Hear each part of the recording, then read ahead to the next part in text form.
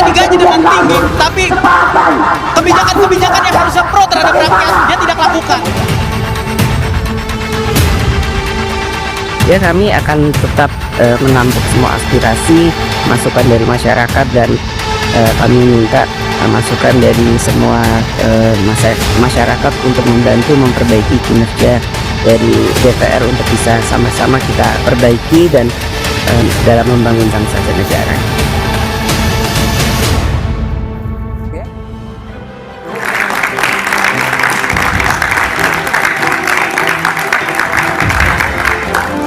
Selamat malam. Aksi turun ke jalan menolak kenaikan tunjangan DPR pecah pada Senin dan Selasa kemarin.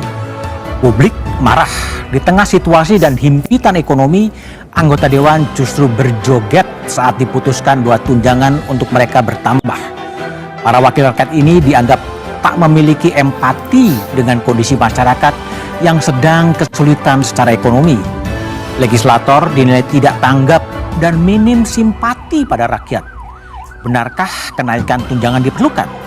Apakah kinerja para wakil rakyat sepadan dengan apa yang dipertontonkan?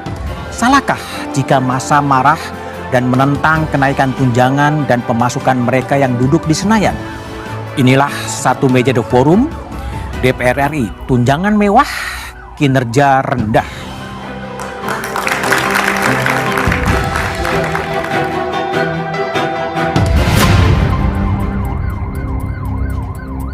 Dewan Perwakilan Rakyat DPR RI kembali jadi sorotan. Besarnya tunjangan dengan beragam penamaan di tengah kondisi masyarakat yang sedang kesulitan membuat publik radang.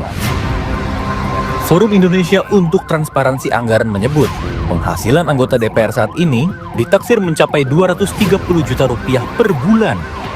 Artinya, penghasilan anggota DPR ini sekitar 35,4 kali pendapatan per kapita warga Indonesia yang besarnya 6,5 juta rupiah per bulan. Wakil Ketua DPR, Adis Kadir menyatakan, saat ini tidak ada kenaikan gaji bagi anggota DPR RI. Tunjangan beras itu tidak ada kenaikan sejak tahun 2010, itu sebesar 200.000 kurang lebih per bulan. Jadi itu saja yang ingin saya klarifikasi. Jadi saya sampaikan tidak ada kenaikan gaji. Yang ada memang hanya tunjangan perumahan yang sudah dianggarkan sejak tahun lalu. Itu karena rumah dialihfungsikan oleh Sekretariat Negara. Namun, kinerja para wakil rakyat ini dinilai tak sebanding dengan gaji dan berbagai tunjangan yang mereka kantongi. Tak hanya itu, DPR juga dinilai tak pernah memperjuangkan kepentingan rakyat dan hanya mengamankan oligarki dan kekuasaan. Di mana hari ini mereka digaji dengan tinggi, tapi kebijakan-kebijakan yang harusnya pro terhadap rakyat dia tidak lakukan. Namun mereka mempercepat RUU yang pro terhadap oligarki sehingga mementingkan kepada oligarki itu sendiri. Direktur Eksekutif Parameter Politik Indonesia, Adi Prayitno menyoroti pola komunikasi sejumlah anggota DPR yang memicu polemik dan kritik publik. Kita mendengarkan hampir tiap hari PHK terjadi di mana-mana. Orang kesulitan mencari pekerjaan, ada yang 10 kali, 15 kali ditolak dengan berbagai hal. Tapi tiba-tiba muncul informasi tunjangan BBM lah, tunjangan beras, dan tunjangan untuk sewa rumah. Ya. Dan pada saat yang bersamaan, pembelaan sejumlah kawan-kawan anggota Dewan, itu kan juga menambah amarah. 50 juta ini nggak cukup kok, is okay, nggak soal. Tapi sekali lagi penjelasan komunikasi publik yang saat ini sedang marah, ya, di tengah kondisi ekonomi yang tidak oke-oke banget, itulah yang saya kira butuh penjelasan yang sangat sensitif, bagaimana rakyat yang biasa-biasa saja secara mudah untuk memahami apa yang sebenarnya terjadi di mereka. Besarnya Ada suara teman-teman yang bikin bulu kuduk merinding.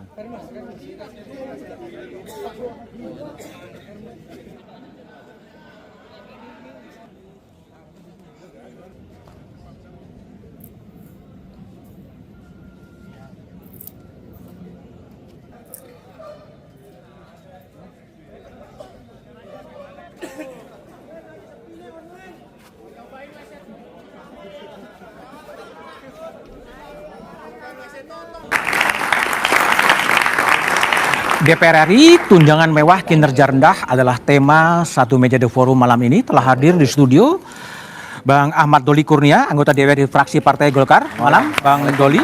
Kemudian ada pakar kebijakan publik Yanuar Nugroho. Malam, Mas Yanuar.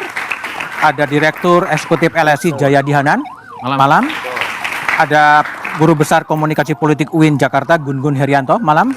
Prof. Dan ada peneliti Formapi Lusius Karus. Malam, Bang Lusius. Kami juga telah mengundang sejumlah anggota DPR yang sudah veteran 3 kali atau 4 kali, tapi tidak ada yang mau datang. Saya terima kasih kepada Bang Doli yang berkenan untuk datang di satu meja untuk menjelaskan kontroversi yang sedang terjadi. Bang Doli, sudah 4 periode di DPR. Nah, saya baru 2. Baru 2 periode di DPR ya. Apa yang terjadi ketika kemudian tunjangan ini muncul dan terjadi protes-protes publik? Apa yang terjadi sebetulnya?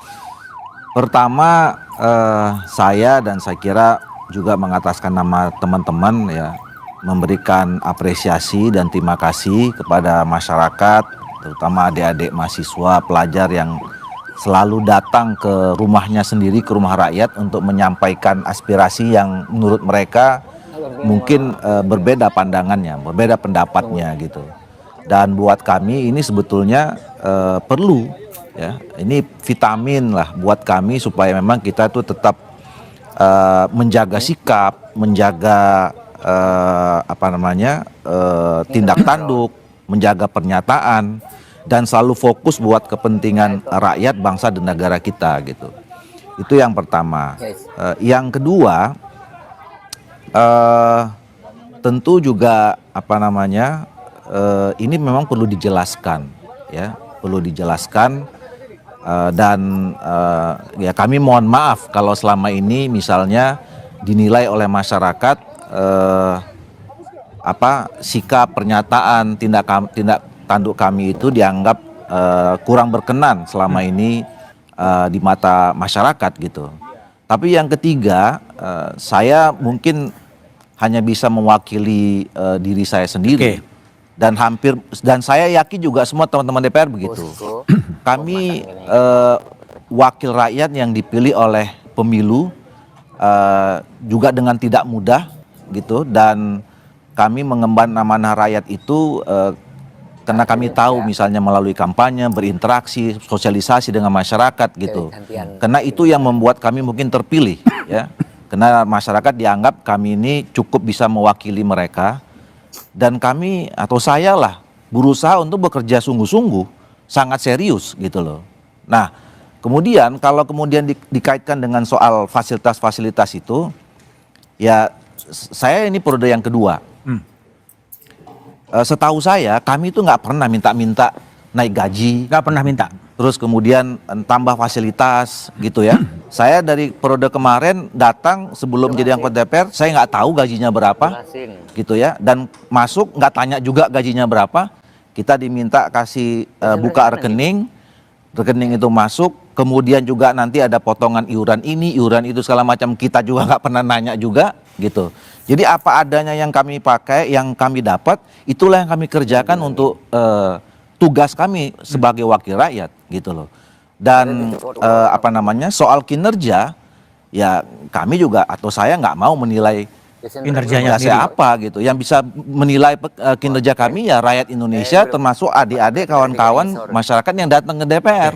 Kalau mereka merasa hari ini, kemarin kinerja kurang baik, ya kami akan tentu tingkatkan kinerja. Oke, baik, kinerja nanti kita bahas ya. Bung Yanuar sebagai pakar kebijakan publik, apa yang salah sebetulnya? Ketika tadi Bung Doli mengatakan ya dia tidak pernah minta-minta, tapi kemudian ada amarah publik yang sampai turun ke DPR meskipun nggak bisa masuk gitu loh.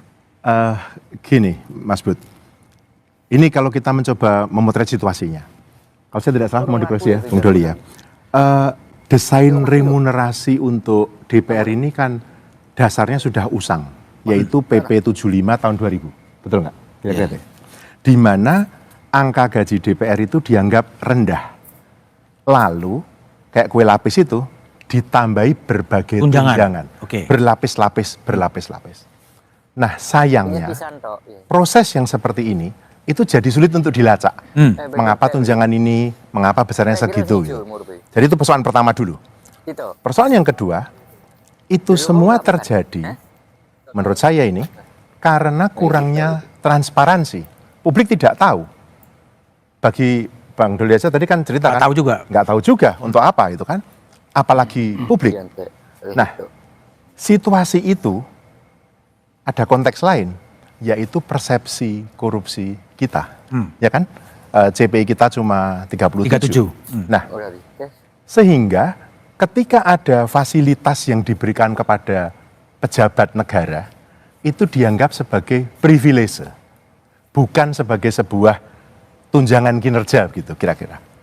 Ditambah lagi konteks saat ini Mas Bud, yaitu pengetatan anggaran, kondisi fiskal yang mepet, plus realitasnya beban hidup rakyat yang berat. Tadi saya naik taksi ke sini Mas, sopir taksi saja teriak-teriak, dia bilang, wah saya nggak terima itu anggota DPR dapat segitu banyak. Jadi saya kira memang perlu dilihat dulu akar persoalannya. Kalau kita tidak punya skema remunerasi tunggal paket utuh gitu ya, tapi yang kita punya adalah gaji, kemudian tunjangan yang berlapis-lapis kayak kue lapis, yang tadi seperti ditampilkan di layar tadi, itu saya kira tidak akan pernah sehat, ditambah tidak terbukanya seluruh proses itu. Oke. Nah, kalau kita melihat, apakah ini cuma di Indonesia Mas Bud? Enggak. Di negara lain juga ada kejadian seperti ini. Yang membedakan adalah transparansi. Mungkin karena saya cukup lama tinggal di Inggris ya, di Inggris itu ada namanya IPSA. IPSA itu adalah Independent Parliamentary Standards Authority. Dia yang menetapkan berapa gaji MP, Member of Parliament. Dan itu terbuka setiap bulan dipublikasikan kepada publik. Oke, jadi nggak kaget ya? Nggak kaget. Australia juga punya semacam ini. Baik, kita coba tadi Bang Doli kan mengatakan bahwa parlemen itu terbuka ya terhadap aspirasi publik. Kita coba lihat respon salah seorang anggota parlemen terhadap reaksi publik itu. Masyarakat boleh kritik, boleh komplain, boleh caci maki, nggak apa-apa kita terima. Tapi ada adat istiadat yang mesti disampaikan. Apakah dengan membubarkan DPR memang meyakinkan masyarakat bisa menjalani proses pemerintahan sekarang ini? Belum tentu. Maka jangan menyampaikan hal-hal seenaknya, bubarin DPR. Jangan, tapi jangan mencaci maki berlebihan itu kan karena merusak mental manusia yang begitu adalah mental orang dunia. Tadi pernyataan Sahroni kita hilangkan ya karena tidak pantas. Mas Gun-Gun, apakah memang ada kesalahan komunikasi dari DPR nantang publik dengan menyebut rakyat seperti itu gitu sebetulnya? Iya, ini menurut saya paradoks komunikasi ya, yang harusnya jadi bahan penting untuk evaluasi, terutama menyangkut protokol komunikasi. Karena ini komunikasi publik yang buruk ya, agresivitas verbal yang tidak seharusnya disampaikan di muka publik, apalagi ini bicara soal sosok yang pasti jadi newsmaker. Nah, salah satu standar dalam protokol komunikasi itu ada namanya narasi. Narasi itu kan harus koheren, sekaligus ada pemahaman karakter dari si pembawa narasi. Dalam konteks ini adalah DPR, sosok yang kemudian bicara pasti kemudian menjadi framing media dan pasti juga jadi perbincangan di sosial media. Maka ketika misalnya ada diksi yang merepresentasikan verbal aggressiveness yang menurut saya tidak pas, maka itu pasti akan menjadi berita buruk. Padahal komunikasi itu salah satu selain membangun mutual understanding atau pemahaman bersama itu adalah mengontrol potensi kerusakan. Contoh misalnya pada saat isu soal DPR ini mencuat, soal kenaikan gaji, tunjangan dan lain sebagainya, itu kan seharusnya mendiseminasikan narasinya secara koheren tuh. Mulai dari hulu ke hilir sehingga kemudian bukan justru ada muncul masalah-masalah baru. Seperti misalnya diksi yang tidak pantas sekaligus juga pernyataan yang dari sisi logik itu nggak nyambung. Ini kan ada dalam narasi itu logic and good reasons, ya kan? Nah itu yang kemudian tidak muncul, tidak menguat, sehingga kemudian bukan pemahaman yang didapat dari publik, tetapi justru persoalan-persoalan baru yang itu kemudian menambah masalah bagi DPR sendiri. Oke, ada problem juga komunikasi, ada juga problem kinerja, tetapi penghasilannya juga tinggi. Apakah ada korelasinya? Kita bahas setelah jeda berikut ini.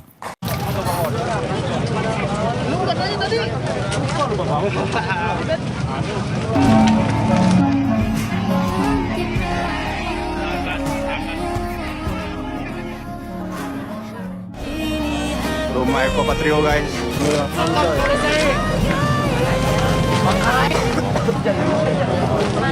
Ini kawan gue nggak ada yang nonton loh ya. Basah gila mah. Lagi lu udah taruh di motor aja emang. aja. Biar nanti langsung kacap.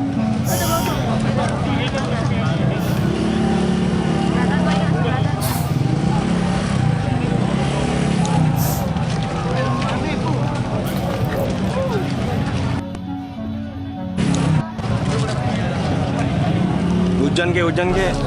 Ya. Semoga hujan ke. Bayangkan ini, jalanan malam itu penuh teriakan, penuh dorongan, penuh amarah. Satu persatu rumah pejabat sudah didatangi. Dari Ahmad Sahroni, Eko Patrio, Uya Kuya, Sri Mulyani, dan kini masa mulai bergerak ke rumah Ketua DPR RI, Puan Maharani. Panas ini Rumah itu dijaga ketat. Pagar besi aparat berbaris, barikade dipasang. Tapi mari jujur, pagar setinggi apapun tidak bisa menahan suara rakyat yang sudah sampai di tenggorokan. Pertanyaannya sederhana, kalau rakyat sudah berani mengetuk pintu rumah Ketua DPR, apakah ini masih sekadar demo atau ini tanda kepercayaan sudah habis total? Teman-teman, mari kita jujur sebentar. Beberapa hari terakhir, berita kita penuh dengan kabar yang bikin kening berkerut sekaligus geleng-geleng kepala. Mulai dari rumah Ahmad Sahroni, lanjut ke Eko Patrio, singgah ke Uya Kuya, geser ke Sri Mulyani, dan terakhir Puan Maharani pun tak luput dari kepungan massa. Kita ketemu di sini, guys. Pertanyaan Tadi besarnya, aku habis masuk ke dalam DPR. kenapa rumah-rumah ini jadi sasaran? Pada nembakin. Kenapa rakyat begitu marah sampai-sampai teriakannya menggema di depan pagar rumah pejabat? Tutup dah kayak dah. Dari Sahroni, simbol kemewahan. Sahroni yang dikuras. Awalnya rumah Ahmad Sahroni yang jadi titik ledakan. DPR. Koleksi mobil mewah, patung Iron Man, barang-barang branded, semua jadi simbol. Orang lihatnya begini, wah, wakil rakyat hidupnya seperti sultan, rakyat antri minyak goreng, dia koleksi mobil miliar. Jadi bukan cuma rumah yang dijarah, tapi simbol kesenjangan yang dibongkar. Kerja enak aja. Eko Patrio, dari lawak ke politik. Lanjut, rumah Eko Patrio. Dulu dikenal pelawak, sekarang politisi. Barang-barang rumah tangga pun ikut raib, kulkas, dispenser, tas branded. Ironinya di sini apa? Yang dijarah bukan cuma barang mewah, tapi kebutuhan sehari-hari. Seolah rakyat ingin bilang, kalau kami susah beli kulkas, susah beli dispenser, sementara kalian punya segudang, ya kami ambil. Uya Kuya, maaf yang terlambat. Uya Kuya sempat buru-buru minta maaf di media sosial, tapi masa sudah terlanjur geram. Hasilnya, rumah tetap dijarah. Bahkan kucing peliharaan pun diangkut. Hiburan guys, hiburan. Ini mengajarkan satu hal. Rakyat bukan hanya butuh kata maaf. Mereka butuh perubahan nyata. Maaf tanpa aksi sama dengan tidak ada artinya. Sri Mulyani, wajah kebijakan ekonomi. Ketika rumah Menteri Keuangan ikut jadi sasaran, ini levelnya beda. Karena Sri Mulyani bukan sekadar pejabat, tapi wajah pengelolaan uang negara. Masa menjarah lukisan, televisi, ring basket, perhiasan. Seolah ingin menunjukkan, kami sudah terlalu lama merasa negara ini tidak adil.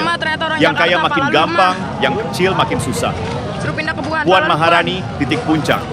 Lalu rumah Ketua DPR RI, Puan Maharani. Jakarta juga keras, guys. Masa tidak lagi bicara barang. Mereka teriak, Puan keluar. Ini bukan sekadar penjarahan, ini panggilan langsung ke pucuk pimpinan. Kami sudah muak, kami ingin jawaban, kami ingin pemimpin hadir. Mari kita lihat ironinya, rakyat antre beras SPHP, pejabat koleksi mobil mewah. Rakyat bingung bayar listrik, pejabat dapat tunjangan rumah miliaran. Rakyat disuruh sabar, pejabat malah pasang wajah cuek. Jadi jangan kaget kalau rakyat meledak. Ini bukan tiba-tiba. Ini akumulasi rasa sakit hati yang dipupuk bertahun-tahun. Siapa yang menang? Sekarang pertanyaan, siapa yang menang dalam situasi ini? Jawabannya tidak ada. Pejabat malu, rumah rusak, harta raib. Rakyat pun tidak sepenuhnya menang karena penjarahan bukan solusi permanen. Tapi ada yang lebih besar. Suara rakyat akhirnya terdengar. Dan itu intinya. Rakyat ingin bilang, kami ada, kami marah, kami muak, jangan lagi kalian remehkan. Apa yang harus kita pelajari? Dari pejabat, jangan tunggu rakyat ngamuk baru minta maaf. Dengarkan sebelum terlambat. Sembur dari aja, rakyat. siap. Maju. Aksi boleh keras, tapi mari Lihat ingat, dong polisinya. kekacauan Udah bukan kata tujuan gua, akhir. Intel itu, palang Tujuan Intel. kita adalah perubahan. Dan ini masih ada Dari tadi. semua pihak, Tuh kemana jangan sekarang ulangi Benny-nya? kesalahan yang sama. Ini live streamer Karena dia, setiap Jang. ketidakadilan yang dipupuk akan berbuah ledak. Dia live streamer. Kita simpulkan dengan Jangan sederhana. lupa makan ya, iya guys. Rakyat Kita udah Indonesia dikasih makan. sabar, Kita 3 kali tapi makan di sini, kesabaran Jang. ada batasnya. Lu di rumah kagak makan kan di sini? Ketika Makan batas di itu bawah. terlewati, Udah, guys, hasilnya udah kita berapa lihat makan, sendiri. gila, polisi stres. Ya jadi untuk para Belum bisa elit, masuk, kau. Kita jangan udah salah masuk. baca Kita udah situasi. masuk, bro. Ada fotonya lu. Rakyat bukan sedang cari masalah, rakyat sedang cari solusi. Kita buka, kita Dan buka. kalau Kita negara buka, tidak kita memberi, masuk ini. rakyat Belum lagi akan kita ambil masuk dengan tuh. caranya Kita tidur sendiri. di DPR, anjing. Itu pesan yang keras tapi harus dipahami. Kamu nggak masuk ke DPR. Rakyat boleh tidak punya rumah megah, tapi rakyat punya suara. Baru nih. Rakyat Guys, boleh kita tidak punya lihat mobil nih. mewah, tapi rakyat punya kekuatan bersama. Dan sekali rakyat bersatu, tidak ada benteng rumah pejabat manapun yang bisa menahannya. Teman-teman, mari kita bicara lebih jujur. Apa yang terjadi belakangan ini bukan sekadar demo, bukan sekadar penjarahan. Ini alarm keras untuk negeri ini. Rumah Sahroni, benteng kemewahan yang runtuh. Rakyat menyerbu rumah Ahmad Sahroni bukan karena mereka ingin jadi pencuri, tapi karena mereka ingin membongkar tembok ilusi yang selama ini dipertontonkan, mobil mewah, patung superhero, pesta kekayaan. Rakyat lihat itu lalu tanya dalam hati, wakil rakyat kok hidupnya jauh lebih kaya dari rakyat yang diwakili? Ini bukan iri, ini soal keadilan. Kalau yang disebut pelayan rakyat hidup bak sultan, lalu rakyatnya hidup seperti gelandangan, siapa sebenarnya yang sedang dilayani? Rumah Eko Patrio. Dari lawakan jadi luka. Eko Patrio dulu bikin orang ketawa di panggung. Sekarang rumahnya bikin orang ketawa getir. Barang-barang rumah tangga ikut dijarah. Kenapa? Karena simbolnya jelas. Yang dulu lucu, sekarang bikin sakit hati. Rakyat berkata, kami tidak butuh lawakan di panggung politik, kami butuh solusi nyata di meja kebijakan. Rumah Uya Kuya, maaf tidak menyembuhkan. Uya Kuya sempat minta maaf. Bagus, tapi telat. Rakyat sudah keburu marah. Kalau anak kecil nangis, kita kasih permen, dia diam. Tapi rakyat bukan anak kecil. Rakyat nangis karena perut lapar, bukan karena mainannya hilang. Minta maaf tanpa perubahan, ibarat kasih permen basi ke mulut orang lapar. Makin sakit, makin muak. Rumah Sri Mulyani. Wajah ekonomi yang retak. Serangan ke rumah Sri Mulyani jelas bukan main-main. Dia simbol APBN, simbol pajak, simbol utang negara. Rakyat bilang begini, kalau ibu pintar atur uang negara, kenapa kami makin sulit makan? Kalau ibu pintar hitung anggaran, kenapa anak kami berhenti sekolah karena biaya mahal? Dan barang yang diangkut, bukan sekadar perhiasan, tapi juga ring basket, TV, sampai alat rumah tangga. Ironinya, rakyat mengambil simbol-simbol hidup normal yang bagi pejabat sepele, tapi bagi rakyat jadi barang mewah. Rumah Puan Maharani, titik ledakan. Ketika masa sampai ke rumah Puan Maharani, ini bukan lagi sekadar aksi. Ini sudah panggung rakyat untuk menantang pucuk kekuasaan. Teriakan Puan keluar adalah tanda bahwa rakyat tidak lagi puas bicara lewat kertas suara, lewat TPS. Rakyat ingin bicara langsung. Tatap muka, tanpa protokol, tanpa pagar besi.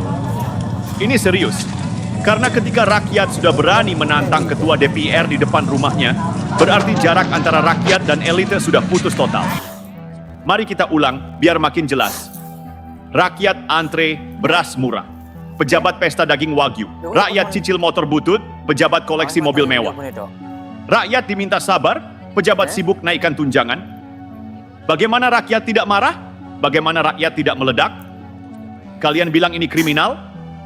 Baik, mungkin benar. Tapi coba jawab, lebih kriminal mana rakyat ambil kulkas atau pejabat ambil miliaran dari APBN untuk tunjangan sendiri? Mari kita luruskan. Rakyat yang menyerbu rumah pejabat bukan tiba-tiba berubah jadi pencuri. Mereka sedang mengambil simbol keadilan yang dirampas. Kalau pemerintah gagal menyalurkan kesejahteraan, rakyat akan ambil dengan caranya sendiri. Keras? Ya, tapi itulah kenyataan pahit yang harus ditelan elit. Pelajaran untuk elit, jangan anggap rakyat diam berarti setuju. Diam itu bukan ridho, diam itu menunggu. Jangan kira rakyat bodoh. Mereka tahu siapa yang hidup mewah dari uang siapa. Jangan tunggu rumah dijarah baru sadar bahwa rakyat sudah lama marah. Rakyat Indonesia terkenal sabar. Sabar sekali. Tapi sabar bukan berarti buta. Sabar bukan berarti bodoh. Ketika kesabaran habis, ketika keadilan dipermainkan, maka yang terjadi adalah ini. Rumah demi rumah pejabat jadi panggung kemarahan. Dan ingat kalimat ini baik-baik. Rakyat mungkin miskin harta, tapi rakyat kaya solidaritas. Rakyat mungkin tidak punya panggung politik, tapi rakyat punya jalanan. Dan kalau rakyat sudah turun ke jalanan, elit manapun harus siap mendengar. Teman-teman, kita semua tahu, amarah rakyat itu bukan datang dari ruang kosong. Itu lahir dari rasa lapar, dari rasa dipermainkan, dari rasa tidak dihargai. Tapi ingat, bangsa ini tidak boleh hancur hanya karena elit lupa cara mendengar. Rakyat boleh marah, rakyat boleh menuntut, tapi jangan sampai energi itu habis hanya di teriakan dan penjarahan. Energi itu harus diarahkan jadi kekuatan perubahan yang nyata. Dan untuk para pemimpin, dengarlah baik-baik. Jangan tunggu pagar rumah dijebol baru sadar. Jangan tunggu rakyat ngamuk baru minta maaf.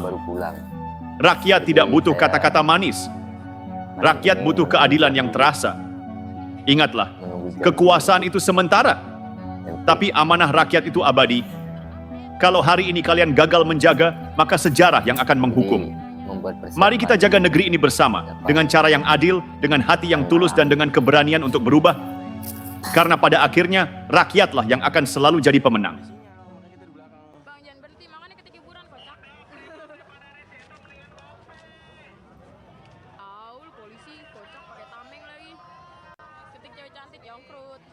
Sambil nunggu malam kita bakar singkong. Coba tahu kalau perut sudah kenyang kan, kalau lari kan kencang.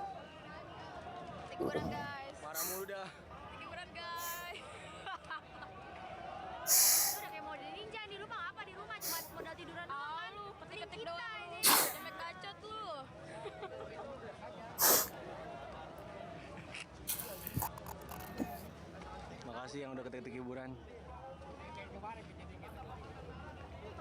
Gede-gede minyak. Mudah ini nyangkin kan kok. Gosong ya. Emang kenapa sih ribet banget lu? Hiburan bagus. Lagi, hiburan lagi. Kuburan. Mbona cewek bahasa Indo dong. Gosong kut. Oh iya siap. Oke, awas provokator banyak, siap. Oh, pujuk. Malam minggu di DPR nih, yoi di DPR malam Mesti nih buang. Ada suara teman-teman nih yang bikin bulu kuduk merinding.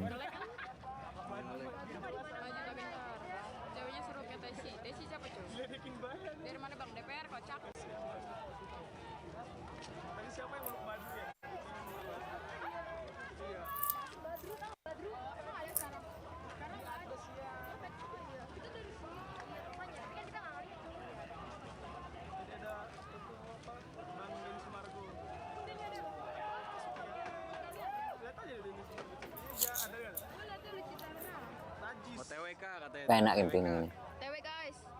Majuin dong ngomong. Ini tuh gue Lu aja kesini kocak. Sini lu kalau berani gua pukul atau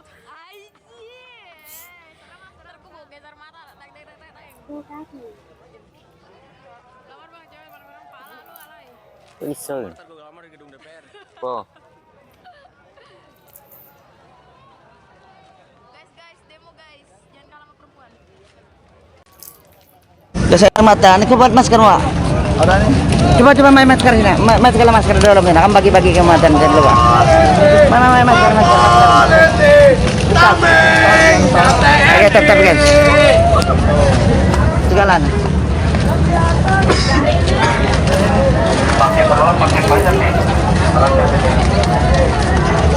Terus ambilin ntar, terus aja. Orang udah pakai semua kok. Enggak main mas kecil sudah nada yang. Hah? Mati ke saya mata yo. Enggak. Aman nggak ngerek tuh? Aman nih Pan. Ada air nih. Aman Pan. Air. Mai. Dijam. Nak ketemu ulang kata pagi ko. Mai.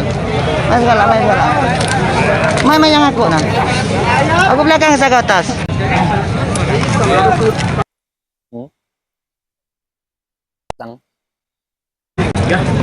Iya, kan saya matang semuanya.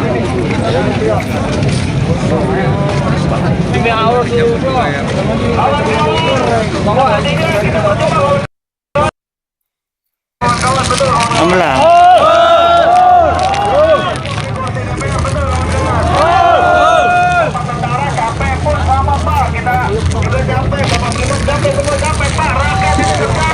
Betul.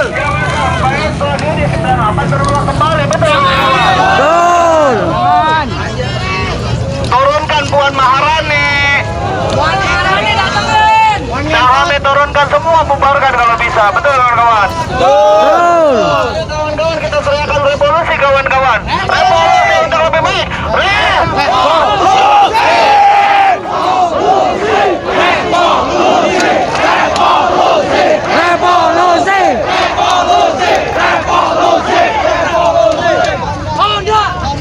Bapak-bapak tentara lebih baik Bapak kasih jalan deh. Dan bapak-bapak brimob mendingan pada pulang tidur, no bininya pada tungguin. Betul. Betul. Ini lu udah ngangkap tuh di rumah ngentot. Minggu mereka berjalan. Minggu nih Pak. Itu DPR ada Mbak. Ini masuk nih. Gua gerabat di sini anjing. Gua mau masuk. Lebih baik pulang ada, betul. Kawan-kawan betul. Betul. Ini brimob pasti untuk menjaga itu ada brimob itu. Pulang sini aja. Kalau lulus SMA.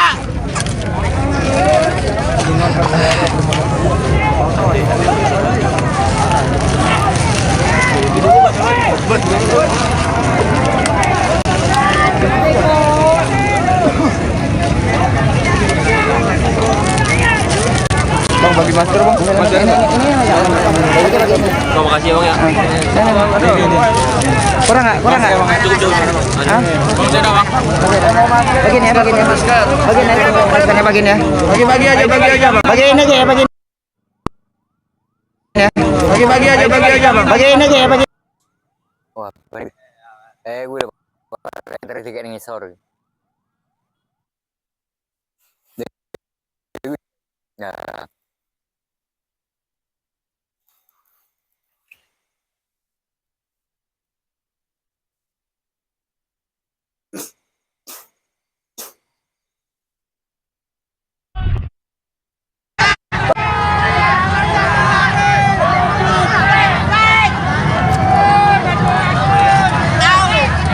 Oi, maju!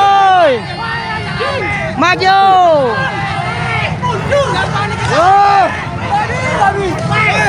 Jangan panik kita, Ray.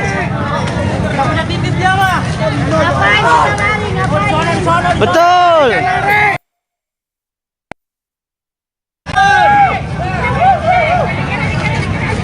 Turbo.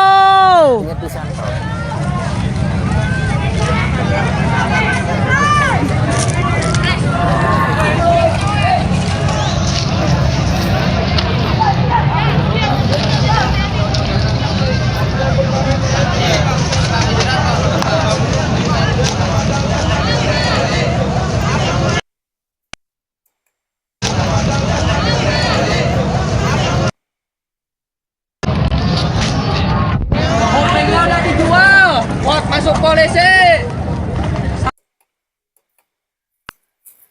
Udah di. Hopengnya udah dijual. Buat masuk polisi. Sawah udah dijual.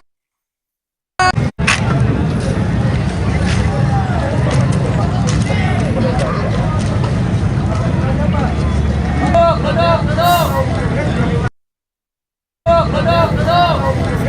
Hari di kuburan.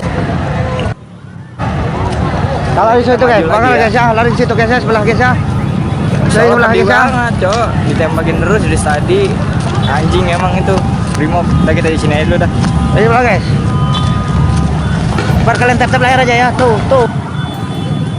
Bar kalian tap-tap layar aja ya, tuh. Tembak guys saya. Tap layar guys, pesulang guys. Aku ditembakin, Pak. Woi. Ayo dong, tap layar dong. Sama jeep-jeepan.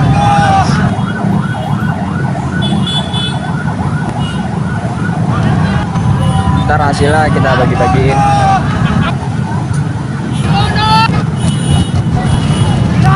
Iya bang, di Sleepy. Tuh, lampu merah.